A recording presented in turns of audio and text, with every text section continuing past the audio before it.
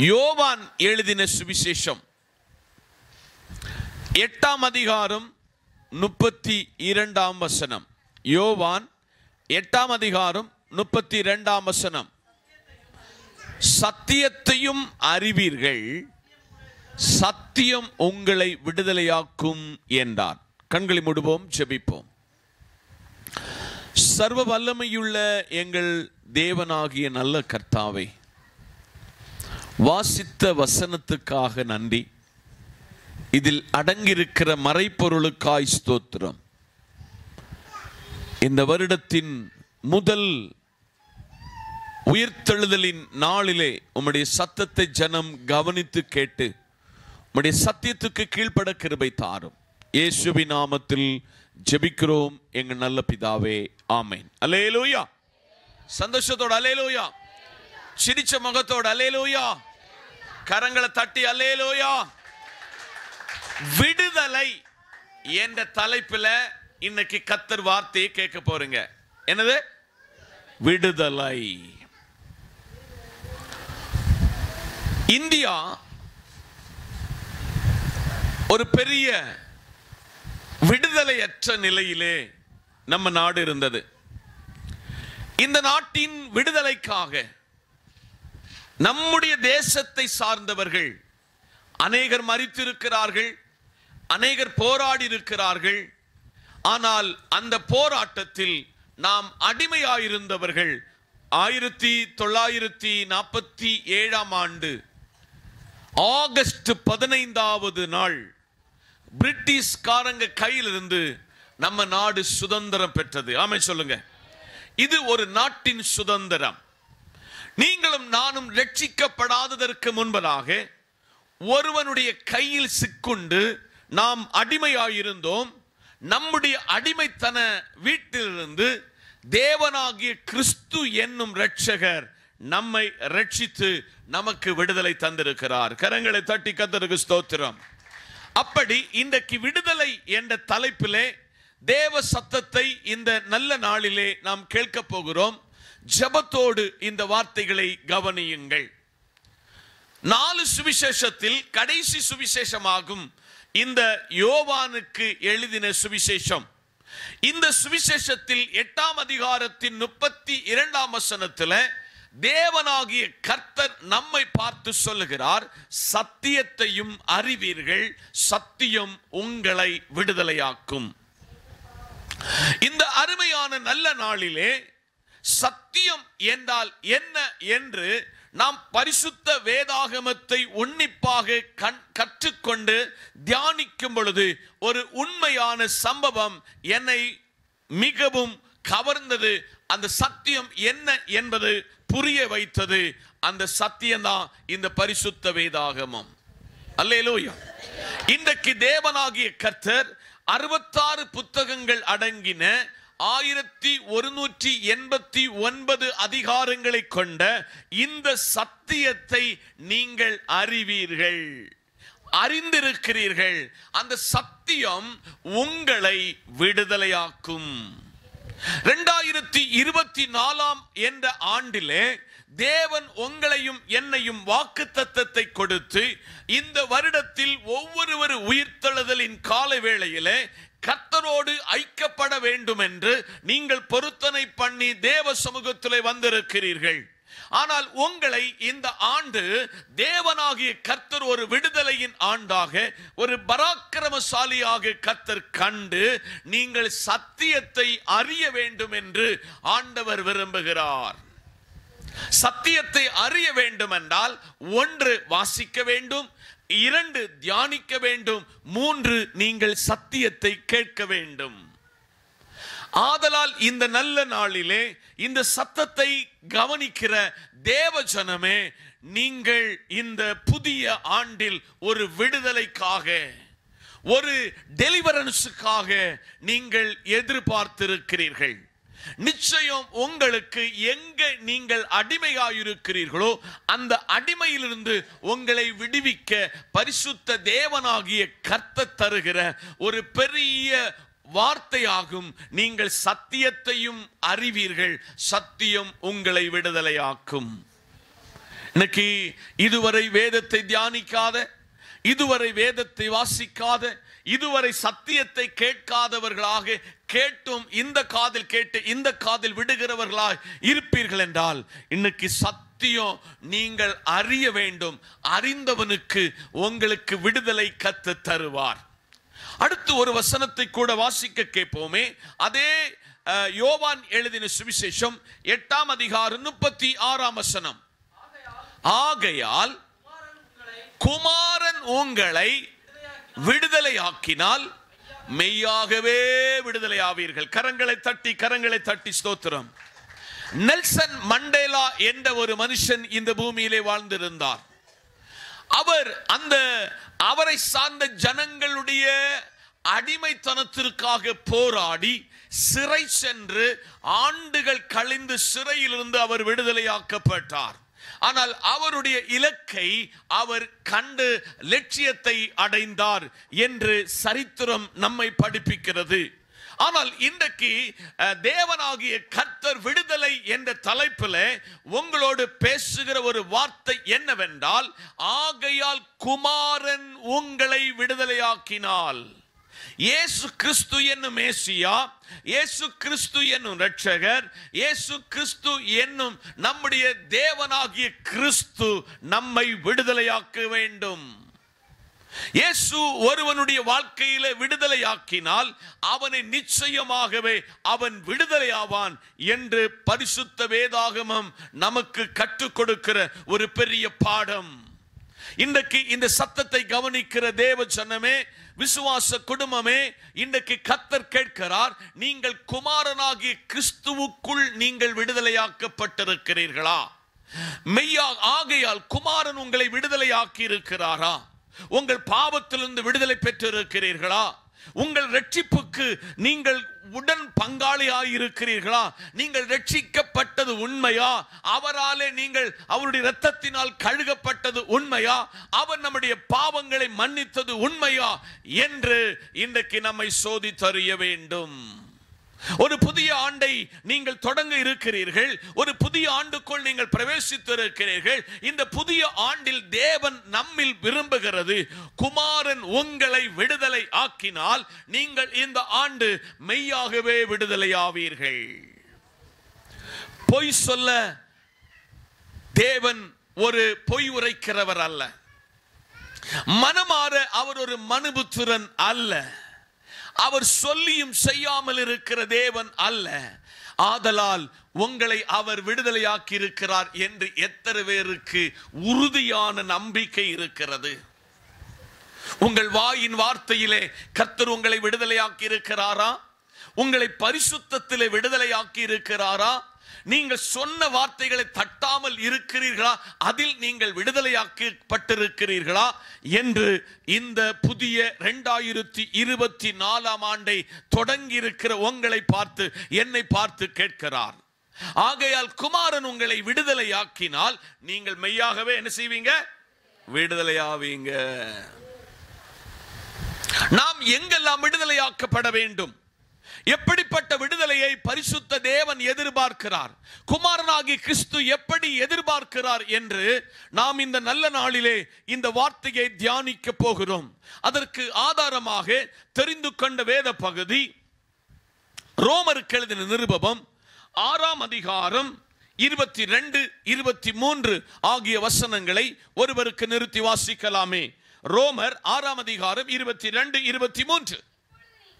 இப்பொழுது நீங்கள் பாவத்தில் இருந்து விடுதலையாக்கப்பட்டு தேவனுக்கு அடிமைகள் ஆனதினால் பரிசுத்தமாகுதல் உங்களுக்கு கிடைக்கும் பலன் முடிவோ நித்திய ஜீவன். பாவத்தின் சம்பளம் மரணம், தேவனுடைய கிருபை வரமோ நம்முடைய கர்த்தராய் இருக்கிற இயேசு கிறிஸ்துவினால் உண்டான அல்லேலூயா. 2024ஆம் ஆண்டு நீங்கள் தேவ சமூகத்தில் விசுவாசத்தோடு தொடங்கி இருக்கிறீர். உங்களுக்கு ஆண்டவர் வாக்குத்தத்தத்தை உரைத்திருக்கிறார். நீங்கள் பராக்கிரமசாலி, கர்த்தர் உங்களோடு கூட இருக்கிறார் என்று வேதம் சொல்லுகிறது. அதனால் அந்த வசனத்தை நாம் தியானிக்கும் பொழுது இந்த வசனம் படிப்பிக்கிற ஒரு பெரிய மறைப்பொருள் என்னவென்றால், நாம் பாவத்திலிருந்து விடுதலை பெற வேண்டும். பாவம் செய்கிற ஆத்துமா அழிந்து போகும் என்று வேதம் சொல்லுகிறது. ஆதலால் விடுதலையின் பிரதானமான விடுதலை என்ன இருக்க வேண்டும் என்றால், நாம் பாவத்திலிருந்து விடுதலை பெற்றிருக்க வேண்டும். அந்த ரோமருக்கு எழுதிய நிருபத்தின் 6ஆம் அதிகாரத்தின் 22ஆம் வசனத்தை ஒருவருக்கு மாத்திர வாசிக்கலாமே. இப்பொழுது நீங்கள் பாவத்தில் நின்று விடுதலையாக்கப்பட்டு தேவனுக்கு அடிமைகள் ஆனதினால் பரிசுத்தமாகுதல் உங்களுக்கு கிடைக்கும் பலன். முடிவோ நித்திய. நல்ல கவனிக்கணும். இன்னைக்கு எத்தனை பேருக்கு மனசாட்சியோடு சொல்ல முடியும், என் பாவத்திலிருந்து நான் விடுதலை பெற்றிருக்கிறேன்? சொல்ல முடியுமா? இன்னைக்கு 2024ஆம் ஆண்டு ஒரு விடுதலையான வாழ்வு வேண்டும் என்றால் அந்த வசனத்தை போடு. இந்த நல்ல நாளிலே தேவனுடைய சமூகத்தில் நீங்கள் பாவத்திலிருந்து என்ன செய்யணுமா? விடுதலையாக்கப்பட்டிருக்க வேண்டும். நீங்கள் யாருக்கு அடிமை? யாருக்கு அடிமை? தேவனுக்கு அடிமை. இன்னைக்கு பாவத்திலிருந்து விடுதலையாக்கப்பட்ட ஒருவனுக்கு மாத்திரம்தான் தேவனுக்கு அடிமையாக முடியும். இன்னைக்கு நம்ம எதுக்கு அடிமையாக்கி இருக்கப்பட்டிருக்கிறோம் என்று ஒன்று நினைச்சு பாருங்க. மனைவி சொல்லுதான், நான் உங்களுக்கு அடிமையா வேலை பார்க்கிறேன். யாராக? அடிமையா வேலை பார்க்கிறேன். உங்க எஜமானங்கிட்ட நீங்க சொல்லுது, எஜமானே நான் உங்களுக்கு அடிமையா வேலை பார்க்கிறேன். போன வாரத்தில் தமிழகத்திலிருந்து வட இந்தியாவுக்கு வேலைக்கு சென்றவங்களை 4 வருஷம் கொத்தடிமையாக வைச்சிருந்ததை எப்படியோ ஒரு சூழ்நிலை, ஒரு கேப் கிடைச்சி அவங்க இதை சோசியல் மீடியாவுக்கு கொடுத்தாங்க. அதனுடைய அதிகாரிகள் கடந்து சென்று அவர்களை மீட்டு கொண்டார்கள். இப்படி பல காரியங்களில் நாம் அடிமை. சில பாவத்தில் விழுந்து அந்த பாவத்தில் அடிமையாய் கிடக்கிறோம். சில கடனிலே அடிமையாயிருக்கிறோம். ஆனால் இந்த அடிமையாயிலிருந்து விடுதலையாக்குவதற்கு அல்ல நான் பிரசங்கிப்பது. நீங்கள் தேவனாகிய கிறிஸ்துவின் அடிமைகளாக மாற வேண்டும். அடிமைக்கு சுதந்திரமாய் எந்த ஒரு காரியமும் செய்ய முடியாது. அடிமைக்கு சுதந்திரமாய் தன் வீட்டை விட்டு வெளியே போக முடியாது. அடிமைக்கு சுயாதீனமாக எந்த ஆகாரமும் புசிக்க முடியாது. அடிமைக்கு எந்த விதத்திலும் தன்னுடைய வஸ்திரத்தை தான் தீர்மானிக்கிற வண்ணமாக என்ன செய்ய முடியாது? தரிக்க முடியாது. இந்த நல்ல நாளிலே கிறிஸ்துவை நீங்கள் தரித்துக் கொள்ள வேண்டும். கிறிஸ்துவின் சிந்தனை உங்கள் வாழ்க்கையிலே வர வேண்டும் என்றெல்லாம் பரிசுத்த வேதாகமும் உங்களை படிப்பித்து இந்த ரோமருக்கு எழுதின நிருபத்திலே கர்த்தர் சொல்லிக் கொடுக்கிறார். நீங்கள் தேவனுக்கு யாராகணுமா? அடிமைகளாக வேண்டும். நீங்கள் தேவனுக்கு அடிமைகள் ஆகும் பொழுது உங்கள் சுய இஷ்டத்தின் படி, உங்கள் சுய எண்ணங்களின் படி, உங்கள் சுய விருப்பத்தின் படி எதுவும் செய்ய முடியாது. அடிமையாக ஒருவனை விற்று போட்டால் எஜமானன் கையில எஜமானன் தீர்மானிக்கணும், என்ன சாப்பிடணும், எப்ப வெளியில போகணும், எப்படி இருக்கணும், எப்ப வேலை செய்யணும், எவ்வளவு நேரம் வேலை செய்யணும்னு அடிமையை விற்று போட்ட எஜமானன் தீர்மானிக்க வேண்டும். இந்த நல்ல நாளிலே உங்களையும் என்னையும் தன்னுடைய அவருக்கு ஏன் அடிமையாக்கப்பட்டோம் என்றால், அவர் தன்னுடைய சொந்த இரத்தத்தினால கிரயம் கொடுத்து வாங்கி இருக்கிறார். அவர் தன்னுடைய சொந்த இரத்தத்தினாலே உங்களை மீட்டுக் கொண்டிருக்கிறார். இந்த 2024 ஆண்டு சபையிலே கர்த்தர் விரும்புகிறது, நீங்கள் யாரும் உலகத்துக்கும் உலக சிற்றின்பங்களுக்கும் உலக பாவத்துக்கும் நீங்க அடிமையாய் விடக்கூடாது. நீங்கள் கிறிஸ்து என்னும் இரட்சகருக்கு அடிமைகளாக வேண்டும். கரங்களை தட்டி. ஆதலால் இப்பொழுது நீங்கள் பாவத்திலிருந்து விடுதலையாக்கப்பட்டு தேவனுக்கு அடிமை ஆனதினாலே பரிசுத்தமாகுதல் உங்களுக்கு கிடைக்கும். பலன் முடிவோ ஏசப்பாவுக்கு அடிமையான ஒருவனுக்கு மட்டும்தான் நித்திய ஜீவனை சுதந்தரித்துக் கொள்ள முடியும், பரிசுத்தமாய் வாழ முடியும் என்று 2024 ஆண்டு சபையினுடைய விசுவாசிகளுக்கு ஆரம்பத்தில் கர்த்தர் நினைப்பூட்டுகிறார். காதுள்ளவன் கேட்க கடவன் என்று ஆவியானவர் திருவுள்ளம் பற்றுகிறார். 23ஆம் வசனத்தை கூட வாசிக்கலாமே ஒருவருக்கு. பாவத்தின் சம்பளம் மரணம், தேவனுடைய கிருபை வரமோ நம்முடைய கர்த்தராயிருக்கிற இயேசு கிறிஸ்துவினால் உண்டான. கரங்களை தட்டி. நீங்க பாவம் செய்கிற ஆத்துமா மரிக்கும் என்று ஆண்டவர் சொல்லுகிறார். பாவம் செய்வதற்காக இந்த 2024 உங்களுக்கு எனக்கு தரல. மலையாளத்தில் ஒரு வாசகம் உண்டு, நீங்க தோன்றுகிற வண்ணமாக, உங்க மனசு தோன்றுகிற வண்ணமாக வாழ்வதற்காக இந்த ஆண்டை தரல. பாவத்தை வெறுத்து பாவத்திலிருந்து விடுதலை பெற்று பாவத்தின் சம்பளம் மரணம் என்று சொல்லப்பட்டிருக்கிற அதற்காக நீங்கள் அழைக்கப்படவில்லை. இந்த ஆண்டை உங்களுக்கு தரவில்லை. தேவனுடைய கிருபை வரமோ நம்முடைய கர்த்தராய் இருக்கிற இயேசு கிறிஸ்துவினால் உண்டாகிற நித்திய ஜீவன். ஒருவேளை இந்த ஆண்டில் கர்த்தர் நம்மளை அழைத்து விட்டார் என்றால் இந்த உலக வாழ்க்கை அதோடு முடிகிறது. ஆனால் இந்த உலக வாழ்க்கையோடு முடிகிற வாழ்வல்ல கிறிஸ்தவ வாழ்க்கை. கிறிஸ்துவோடு அடிமையாக்கப்பட்டவனுக்கு எது கிடைக்கும் என்றால் இந்த வேதம் சொல்லுகிறது, அவனுக்கு நித்திய ஜீவன். எத்தனை பேர் விசுவாசிக்கிறீங்க?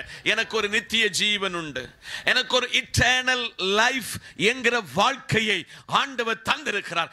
அதனால தான் என்னை பாவத்திலிருந்து விடுதலை ஆக்கி அவருக்கு அடிமையாக வச்சிருக்கிறாரு. ஆமென் சொல்லுங்க.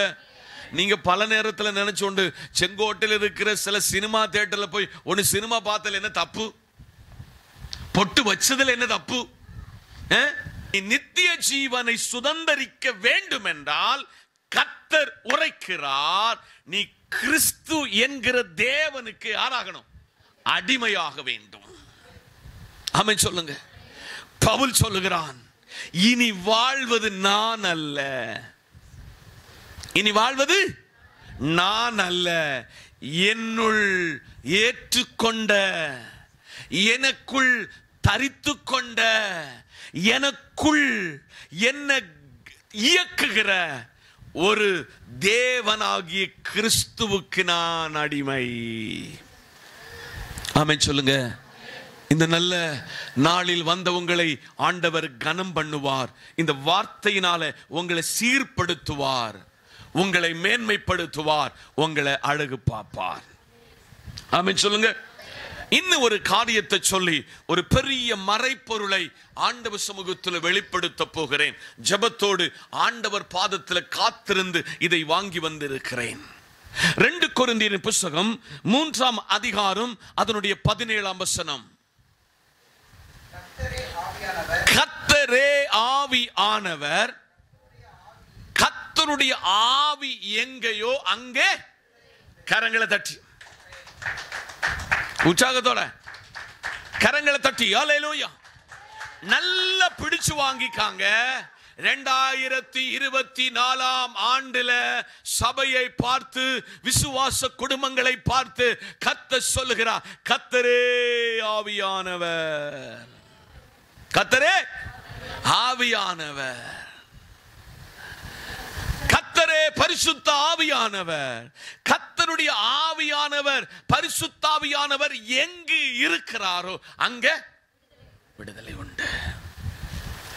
2024 பெரிய ட்ரீம், கனவு, பராக்கிரமசாலி ஆக்குவாரு. ஓகே, நல்லது. நீங்க பராக்கிரமசாலியாதான் இருக்கணும். 10 பேரை அடிக்கத்தக்க பலம் இருக்கான போய் அடிச்சிடக்கூடாது. அல்லேலூயா, அல்லேலூயா, அல்லேலூயா. வீட்டில் இவ்வளவு நாள் சோம்பேறியா படுக்க படுக்க வியாதி என்று அலைந்த உங்களை பராக்கிரமசாலியாக போறாரு. பராக்கிரமசாலிக்கு தான் யுத்தம் பண்ண முடியும். ஆமென் சொல்லுங்க. இந்த நல்ல நாளிலே கர்த்தருடைய ஆவியானவர் எங்கேயோ அங்க என்ன நடக்கும்? அப்ப பரிசுத்த ஆவியை தரித்திருக்கிறவன் ரொம்ப நேரம் தூங்க மாட்டான்.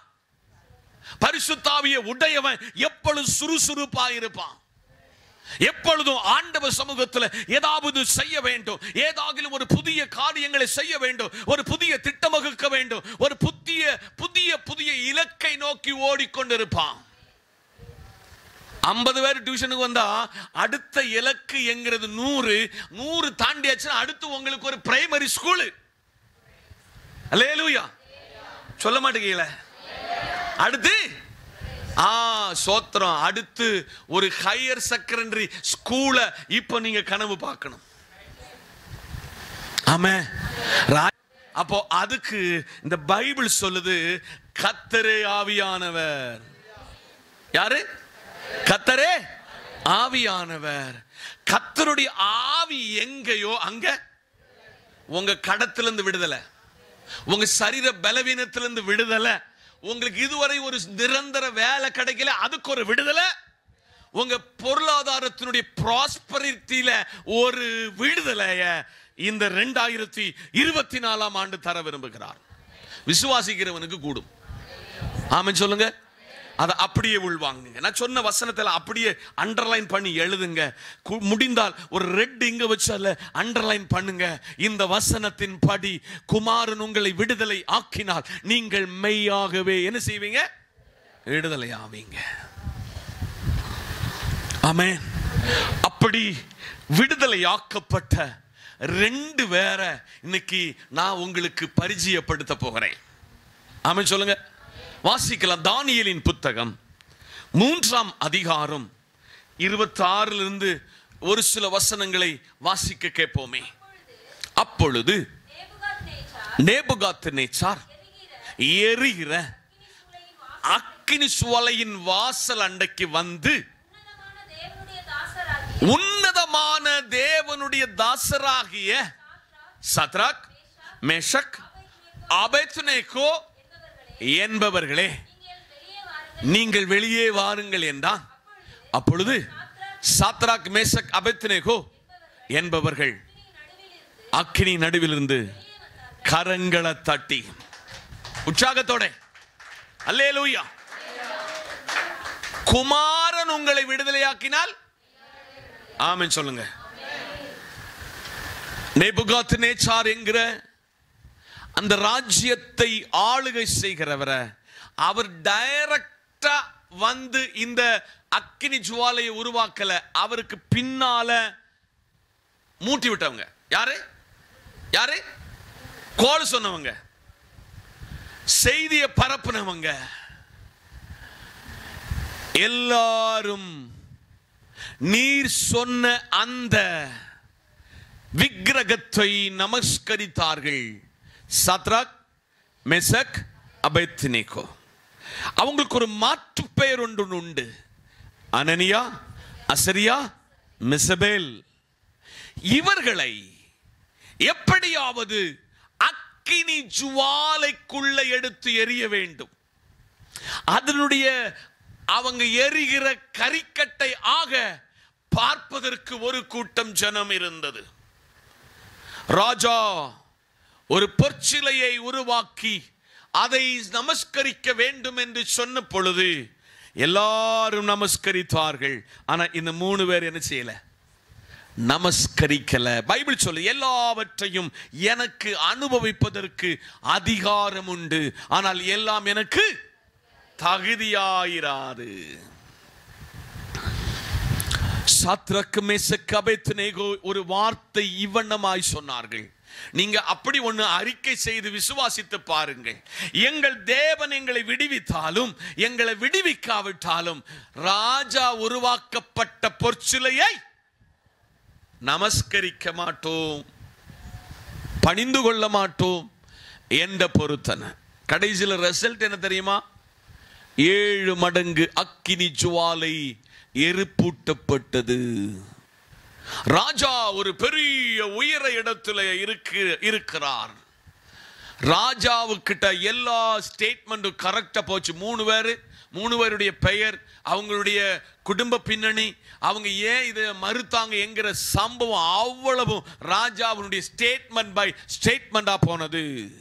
நல்ல நாளிலே ராஜா மேல இருந்து சம்பவிக்க போகிறதை உற்று கவனிக்கும் பொழுது ராஜா கிட்ட இந்த பத்திரம் எல்லாம் கையில் இருக்கிற யாரு எவரு அவங்க ஃபேமிலி பேக்ரவுண்ட் எல்லாம் இருக்கிறது.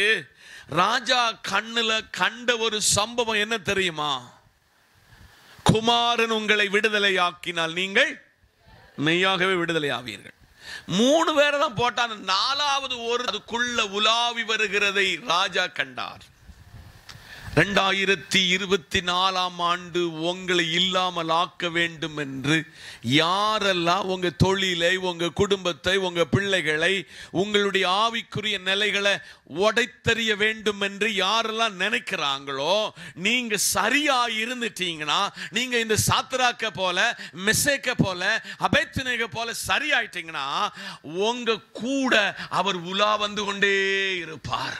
நீங்க சஞ்சரிக்கிற பைக்ல, நீங்க நடந்து போகிற 2 வீலர்ல, நீங்க சஞ்சரிக்கிற ட்ரெயின்ல, உங்க விமானத்துல உங்களுக்கு பாதுகாப்பாய் ஒரு ப்ரொடெக்ஷனாய் ஆண்டவர் வருவார். கரங்களை தட்டி விசுவாசிக்கிறவர்கள் ஆமென் சொல்லுங்க. அல்லேலூயா. ராஜா கூப்பிட்டு கேட்கறே, 3 பேரை தானே போட்டோம்? 3 பேர். ஆமாயா ஆமாயா ஆமாயா. இல்ல, 4வது ஒருவர் உலாவி வருகிறார். அவர் தான் அக்கினி ஜுவாலையில் நின்று கூப்பிட்டு சொல்லுகிறார். அப்பொழுது நேபுகாத்நேச்சார் எரிகிற அக்கினியின் வாசலில் வந்து, உன்னதமான தேவனுடைய தாசர்களே, ஆமென் சொல்லுங்க. பக்கத்துல பார்த்து சொல்லுங்க, நீ இனி விசுவாசி இல்ல, உன்னதமான தேவனுடைய தாசனுடைய தாசி. கையப்படி சொல்லுங்க, நீ இந்த ஊர்ல இவ்வளவு நாள் நீ விசுவாசியா இருந்தது போதும். நீ விசுவாசியாய் கையை தட்டினது போதும். நீ உன்னதமான தேவனுடைய ஆமே தாசனாகிய ராஜன். அல்லேலூயா அல்லேலூயா. அப்பொழுது சாத்ராக் மேசாக் என்பவர்கள் எங்கிருந்து வெளியே வந்தாங்க சொல்லுங்க? அக்கினியிலிருந்து வந்தாங்க. ஆமென் சொல்லுங்க. நீ அக்கினியில் சோதிக்கப்பட்டா சும்மா வருகிற எந்த பிரச்சனையும் நீ சோர்ந்து படுத்து தூங்க மாட்டாய். நீ ஜொலிக்கிற பிரகாசம் உள்ள விடிவெள்ளி நட்சத்திரமா பார்வை. ஆமென் சொல்லுவோம். நம்ம ஊர்ல தொட்டாச்சினிங்கின்னு சொல்லி ஒரு செடி இருக்கு தெரியுமா? இப்ப விசுவாசி எல்லாம் தொட்டா சினிங்கி ஆக்கும். பாஸ்டருக்கு அடுத்து பேச முடியாது, உள்ளதை சொல்ல முடியாது. இன்னைக்கு அந்த மனுஷன் எல்லா பிரசங்கமும் எனக்கு நேரம் விரல சூண்டினாரு. முழு பிரசங்கமும் யாரோ போட்டு கொடுத்துட்டாங்க. நீங்க ஒருத்தரும் ஒன்னும் போட வேண்டாம்.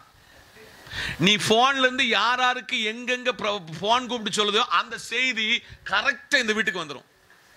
நீ பேசுகிறது உன் வீட்டுல கதவடைச்சு பேசுவ, இந்த பிரசங்கம் அந்த மெசேஜ் கரெக்டா ராஜம்பாசுக்கு வீட்டுக்கு வந்து விழுந்துரும். அவ்வளவு ஒரு அபிஷேகம் பெற்ற தேவ மனுஷனாக உங்ககிட்ட இருக்கிறாரு. உன் கணவனுக்கு தெரியாம, உன் மனைவிக்கு தெரியாம, உன் பிள்ளைகளுக்கு தெரியாம, பெற்றோருக்கு தெரியாம, உன் மாமனாருக்கு மாமியாருக்கு தெரியாம பேசுகிறது கரெக்டா எங்க வந்துடும்? உண்மையா ஒருத்தன் ஊழியம் செய்தாம அந்த மெசேஜ் இங்க வந்துடும். இதை வச்சுதான் உங்களுக்கு என்ன செய்யணும்? சீர்திருத்தணும். இங்கதான் இருக்கிறீங்களா? இன்னைக்கு சில தொட்டா திணிகள் இந்த வருஷம் இந்த தொட்டா வாடி நம்ம சர்ச்சில் இருந்து மாறணும். ஆரோக்கியமான உபதேசம். என்ன உபதேசம்? ஆரோக்கியமான உபதேசம். நீங்க போய் அந்த அக்கினியில கிடந்தவங்களை, அக்கினியில் நீங்க கிடந்ததுனால அக்கினியில் கிடக்கிறவனை எங்க கொண்டு வரணும்? எங்க கொண்டு வரணும்? இப்போ அந்த வசனத்தை கீழே வாசிக்க சொல்ல என்ன இந்த அதிகாலையில் ஆவியானவன் நினைப்பூட்டினாரு. சாத்ராக்கு மேசக்கு அபேத்நேகோவுக்கு கர்த்தர் உயர்ந்த பதவியை கொடுத்து அவங்களை ஆசீர்வதிச்சாராம். எங்கதான் இருக்கிறீங்களா? இந்த வருஷம் நம்ம சபையில ஒரு தொட்டாவாடி இருக்க கூடாது. நீங்க வீட்டுல போய் வாசிக்காங்கன்னா எல்லாம் சொல்லதுக்கு டைம் இல்ல.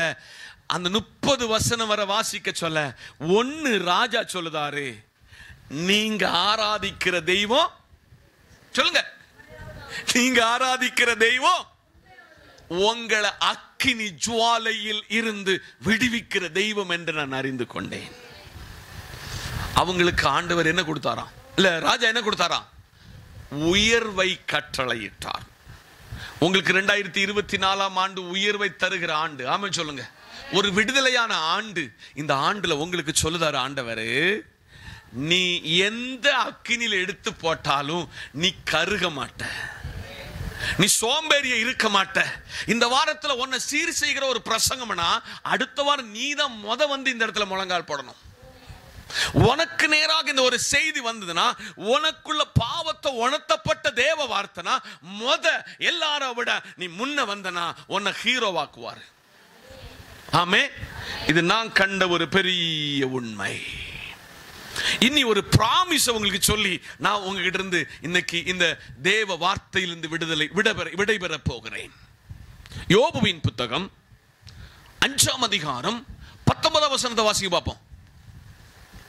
6 இக்கட்டுகளுக்கு உம்மை நீங்களாக்குவார், 7ஆவதிலும் பொல்லாப்பு உம்மை தொடாது. அடுத்த வசனம் 20. பஞ்ச காலத்திலே அவர் உம்மை மரணத்துக்கும் யுத்தத்திலே பட்டயத்தின் வெட்டுக்கும் கரங்களை தட்டி. 6 இக்கட்டுகளுக்கு உங்களை விடுவித்து காப்பார் இந்த வருஷம். எத்தனை இக்கட்டு? 6 இக்கட்டு. உங்க வீட்டுல இந்த வருஷத்துல பரிசுத்த ஆவியானவர் சொல்லுகிறார், குமாரன் உங்களை விடுதலை ஆக்குனது உண்மைன்னு சொன்னா உங்க வீட்டுல பஞ்சமே வராது. ஏன் இங்கதான் இருக்கிறீங்களா? 2024 ஆண்டு ஆகாரத்துக்குள்ள பணத்துக்குள்ள எந்த பஞ்சமும் உங்களுக்கு என்ன செய்யாது? ஜெப குறைவு வராது, வேத வாசிப்பு குறைவு வராது. நீங்கள் ஆராதனைக்கு பஞ்சம், ஆராதிப்பதற்கு ஆராதனைக்கு என்ன வராதான்? 20 போடப்பா. சோதரம். அல்லேலூயா, அல்லேலூயா. இந்த நல்ல நாளிலே உங்களுக்கு கர்த்தர் கொடுக்கிற இந்த வார்த்தையை அப்படியே உள்ள வாங்குங்க. உங்களுக்கு என்ன வராது? வாசிங்க. பஞ்ச காலத்திலே அவர் உம்மை என்னத்துக்கு? மரணத்துக்கு, யுத்தத்திலே பட்டயத்தின் வெட்டுக்கும். சோத்திரம். உங்களுக்கு யாரெல்லாம் யுத்தம் பண்ண வருகிறானோ அவன் பட்டயத்தை ஒடுக்கி அவன் கையில கொடுப்பாரு. வாள் எடுக்கிறவன் வாளால சாவான். அடுத்தது என்னதுக்கு? இந்த நாவுதான் பெரிய பிரச்சனை உள்ளது. இந்த நாவினுடைய சவுக்குக்கும் மறைக்க யாரெல்லாம் உங்களை திட்டுதானோ, உங்களை குண்டனி பேசுதானோ, ஏசினி பேசுதானோ, அதுல இருந்தெல்லாம் உங்களை இந்த தீக்குள்ள இருந்து இவர்களை 3 பேரை விடுவித்தது போல ஆண்டவர் விடுவிப்பார். அடுத்தது பாழாக்குதல் வரும் பொழுது கரங்களை தட்டி. உங்களுக்கு 4 இடத்துல இருந்து அக்கினி ஆஸ்திரம் வர சொல்ல நீ பயப்படாதிருப்பாய். வாசி. பஞ்சத்தையும் கரங்களை தட்டி. ஊரெல்லாம் சாப்பாடு இல்லாம ஓடி ஓடி கையேந்த சொல்ல நீ நல்ல திருப்தியாய் ஆசீர்வாதமாய் இருப்பாய். நீ அவர்களை பார்த்து நகைப்பாய். ஆமென். அடுத்தது காட்டு மிருகங்களுக்கும் கரங்களை தட்டி. நம்ம கண்ணப்பொல்ட்டு மேல போச்சல எல்லாருக்கும் திக்கு திக்குன்னு அடிக்கும். புலி வந்துருமா? என்னது? யானை வந்துருமா? கரடி வந்துருமா? இன்னைக்கு 2024 சபை விசுவாசியை பார்த்து கத்த சொல்லுதாரு, உன்னை காட்டு மிருகத்திலிருந்து நீ எந்த விதத்திலும் பயப்படாமல் நான் உன்னை காப்பே. அடுத்தது வெளியின் கல்லுகளோடும். என்னது? அல்ல, வெளியின் கல்லுகளோடு. பார்த்ததெல்லாம் பார்த்து என்ன செய்யக்கூடாது? உனக்கு ஒரு உடன்படிக்கை அங்க நீ இருக்க கூடாது. உனக்கு ஒரு உடன்படிக்கை இருக்கிறது. வெளியின் மிருகங்களும் உம்மோடே சமாதானம். பாருங்க, உலகத்துல மிருகத்தை மாதிரி உங்களுக்கு எவனெல்லாம் சீறி வருகிறானோ அவன் உங்களுக்கு யாராயிருவான் சொல்லுங்க? உங்க வாயிலிருந்தே வரட்டும், சமாதானமாயிருவான்.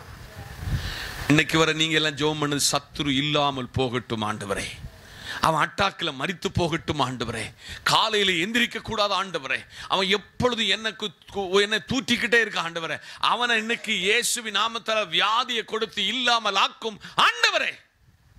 பாஸ்டருக்கு வேண்டி நீங்க எப்படியெல்லாம் ஜெபம் பண்ணதோ, பாஸ்டர் அடுத்து ஒரு பெரிய பலத்தோட உங்ககிட்ட வந்து நிற்பாரு. அல்லேலூயா, அல்லேலூயா. இந்த நல்ல நாளிலே வாக்குத்தத்தத்தில் உண்மையுள்ள தெய்வம், வாக்கு மாறாதவர். கீழே உம்முடைய கூடாரம் என்னது? நம்ம கூடாரம் இந்த வருஷத்துல எப்படி இருக்குமா? சமாதானம். ஆமென். அதான் ஷாலேம். என்னது? இந்த வருஷம் உங்க வீட்டுல சமாதானம் நிலவ போகிறது. ஒவ்வொரு வீட்டுல என்ன உண்டாக போகுது? சமாதானம். மலையாளத்தில் ஒரு பாடல் உண்டு, സമാധാനം ഇല്ലാതെ ഞാൻ അലഞ്ഞു, യേശു സമാധാനമായി എൻ്റെ അരികിൽ വന്നു.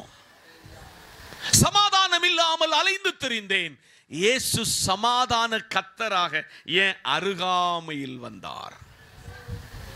இன்னைக்கு உங்க வீட்டுல இனி சம்பளத்தை சொல்லி சண்டை வராது. என்னது? மொபைலை சொல்லி சண்டை வராது. ஆமென் சொல்லுங்க. சாப்பாடை சொல்லி சண்டை வராது. சண்டை வராம இருக்கணும்னா குமாரன் உங்களை விடுதலையாக்கினால், குமாரன் உங்களை எல்லாரும் விடுதலை ஆக்கி, குமாரன் யாரெல்லாம் விடுதலை ஆக்கலையோ அங்கெல்லாம் இந்த பிரச்சனை தான் நடக்கும். அடுத்தது, காண்பீர் உம்முடைய வாசஸ்தலத்தை விசாரிக்கும் பொழுது. கரங்களை தட்டி. ராஜம்பாசு உங்க வீட்டுக்கு வருவார். எப்படி சாப்பாடுலாம் கரெக்டா இருக்கா? சம்பளம் எல்லாம் மீதிச்சா? அப்பா ஐயோ என்ன பாஸ்டர் இந்த மாசம் இந்த இப்ப 2 பேரும் சொன்ன இல்ல இந்த வருஷம் ஏன் தந்தீர்னு உங்களுக்கு சொல்லுதாரு. இந்த வருஷத்துல ஏன் தந்தாருன்னு உங்ககிட்ட சொல்ல போறார். நீங்க அறியாத, நீங்கள் இதுவரை எதிர்பார்த்திராத உங்களை கடனை அடைக்கிறதுக்கு கர்த்தர் ஒரு பராக்கிரமசாலி உங்களுக்கு எழுப்புவார். விசுவாசிக்கிறவனுக்கு கூடும். ஆமென் சொல்லுங்க. அல்லேலூயா. உங்களை விசாரிக்க சொல்ல நீங்க என்ன ஸ்டேட்மெண்ட் சொல்லணும்? இந்த வருஷம் திருப்தியாக சாப்பிட வச்சாரு. ஆமென் சொல்லுங்க. நான் இந்த பர்சோடு பல நேரத்தில் உடன்படிக்கை பண்ணுகிறவனாக்கும். எதோட? இந்த பர்சோட. இந்த பர்சு 1ஆம் தேதி யார்கிட்ட கொடுத்துருவேன்? அவர்கிட்ட கொடுத்துருவோம். அவர் எல்லாம் இதுக்குள்ள வச்சிருவாரு. ஆமே. என்ன வச்சிருவாரு? பெட்ரோலுக்கு, வீட்டு செலவுக்கு, சகலத்தை இதுக்குள்ள வச்சிருவாரு. இது பிலீவ் பண்ணுகிறதுங்கிறது சாதாரணமான காரியம் இல்லை. அதை விசுவாசித்தவனுக்கு தான் அதை அறுவடை செய்ய முடியும். அந்த வசனத்தை மறுபடியும் சொல்லுங்க. உம்முடைய கூடாரம் சமாதானத்தோடு இருக்க காண்பீர்கள், உங்களுடைய வாசஸ்தலத்துல விசாரிக்கும் பொழுது. இனி நான் ஒவ்வொரு வீட்டோட இந்த வருஷம் விசாரிப்பேன். மரியம் அம்மா வீட்டுல எல்லாம் சாப்பிட்டீங்களாமா வந்து கேட்கறா. கேட்க சொல்ல அம்மா சொல்லணும், பாஸ்டர் ஐயா இந்த வருஷத்துல ஒரு குறையில வந்து பாருங்க, இவ்வளவு தானியம் மிச்சம் இருக்கிறது.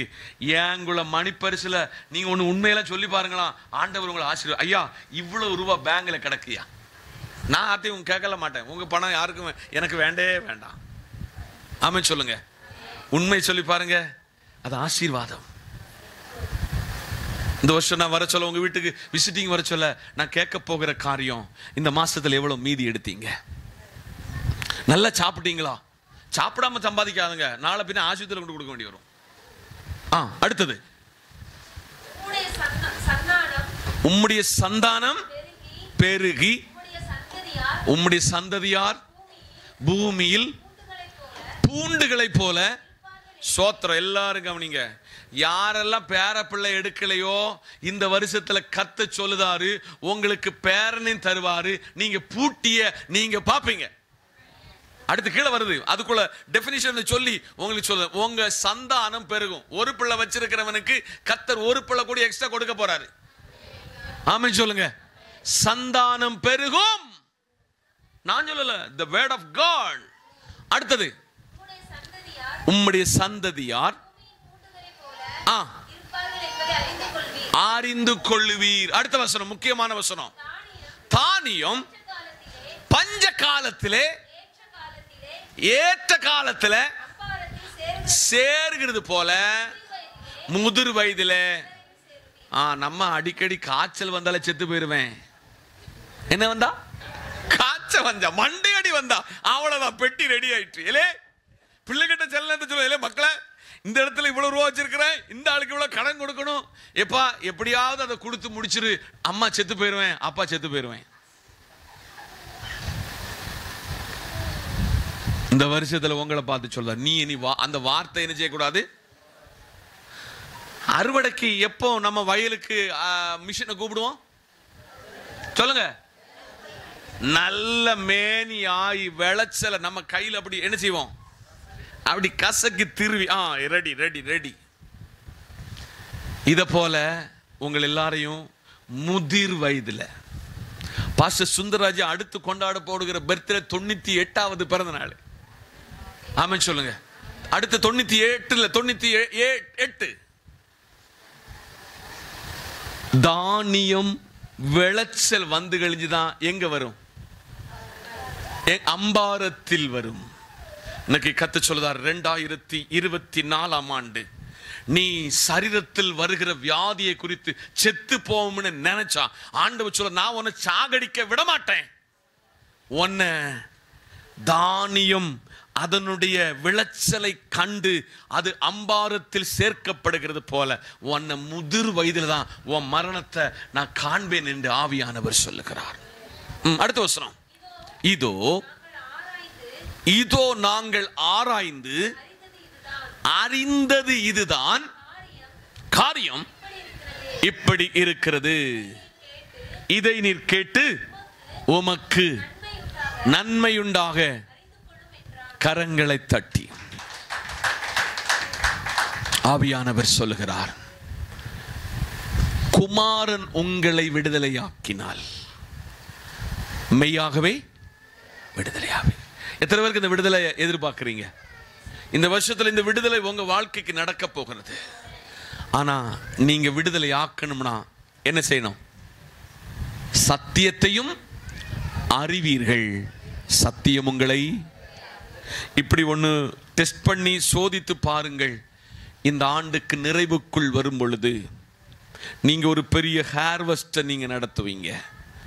நீங்க அறியாத எட்டாத சில உண்மையான நன்மைகள் உங்களை தேடி வரும்.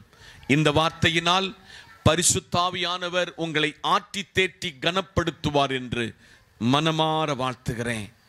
52 ஞாயிற்றுக்கிழமையில மீதி இருக்கிற 51 ஞாயிற்றுக்கிழமை ஒருவர் கூட ஒரு நாள் கூடி ஆப்சென்ட் ஆகாம ஏக சத்திய தேவனை ஆவியோடும் உண்மையோடும் தொழுது கொள்ள கர்த்தர் உங்களுக்கு உதவி செய்வார் என்று மனமாற வாழ்த்தி தேவ வார்த்தையில் அமர்கிறேன். கர்த்தர் இந்த வார்த்தையினால் உங்களை ஆசீர்வதிப்பார். ஜெபிப்போம். சர்வ வல்லமையுள்ள நல்ல பிதாவே, உம்முடைய குமாரனும் எங்கள் கர்த்தருமாயிருக்கிற இயேசுவின் நாமத்தில் வருகிறோம் அப்பா.